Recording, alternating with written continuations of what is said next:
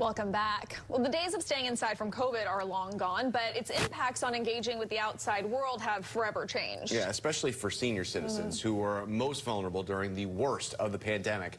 A University of York study out earlier this year found that a weekly phone call significantly improves mental health in seniors experiencing loneliness and depression.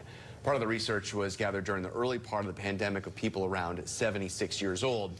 And researchers are still combing through evidence from the pandemic to find solutions for better care. And that is part of the Hanley Foundation's efforts as well. They're based in West Palm Beach, providing substance abuse prevention and education programs for parents and caregivers. And so we're continuing our mental health coverage this morning. We're joined this morning by Dr. John Dyben with the Hanley Foundation. Dr. Dyben, thank you so much for coming. Thank you so much for having me. You know, when we talk about senior citizens, what are some of the causes for them, these mental health issues? So when you think about older adults, the biggest three concerns are mood disorders like depression, or anxiety disorders, and our cognitive disorders.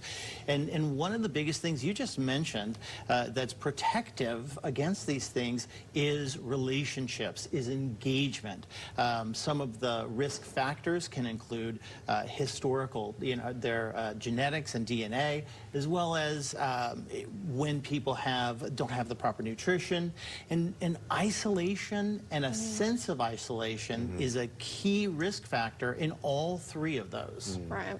You know, there's this big push from younger generations about being open about talking about mental health and seeking help from a therapist. But what are some barriers that older adults are facing on that? So when you think about the older adults, there are really two major generations right now. The World War II generation, that tough, pull yourself up by your bootstraps, mental health is just a weakness. And even the baby boomers who were raised by them, that still, they have more openness, but there still is this stigma, this idea that mental health problems are a weakness. But the reality is somewhere between 1 in 5 and 1 in 6 older adults are going to experience one of those issues of depression or anxiety or cognitive problems.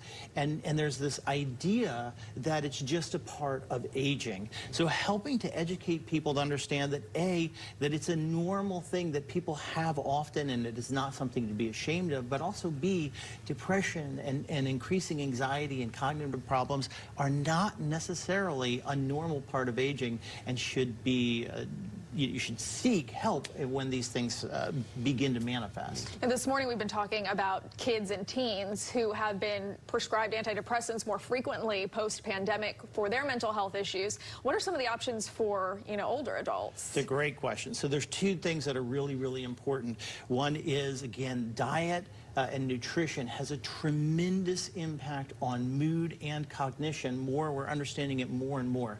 The other thing is research has shown that for adults 55 and over, practiced physical exercise that includes the mastery of a skill, something like yoga, something where you're actually physically exercising and getting better at something, is as effective against depression and anxiety as medications. Wow. So proper nutrition, engaging other people, and exercise that involves skill mastery are all really important. Very important stuff here. John, thank you so much for your time today. Thank you. We've got more CBS 12 News at 9 coming up after this.